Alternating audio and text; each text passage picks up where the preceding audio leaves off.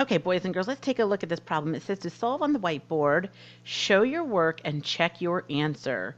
So we've got 9 divided by 1/7. The first step I want to do is I want to write this on my whiteboard. 9 divided by 1/7. Okay, there's 2 ways we can do this. We talked about it during class. We can follow each of the steps because we're dividing. We have our dividend, which is a whole number, by a fraction. So we can do it through the steps or we can do it the shortcut way. Let's walk through the steps and we're going to follow, of course, our KFC. All right, so I'm going to rewrite my problem so that my whole number 9 is now a fraction. And so 9 over 1 divided by 1/7. And I'm going to rewrite for the third time and put follow my KFC. Keep my first fraction, 9 over 1. Flip my second fraction. I'm going to find that reciprocal, 7 over 1, and change my division to multiplication. Then I multiply my numerators. 9 times 7 is 63.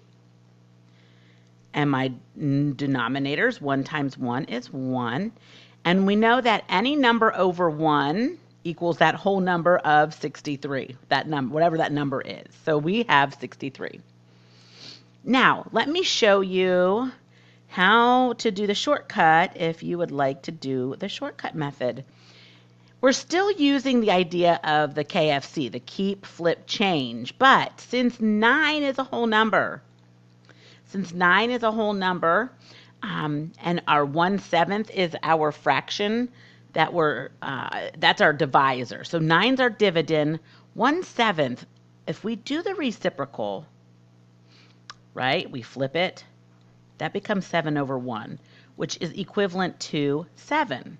So if I keep my 9 and I find the reciprocal, which is 7, and I change from division to multiplication, I get 9 times 7, and that gives me a value of 63. Check your work here. If you need to make changes on your whiteboard, go back to number 1 and make changes.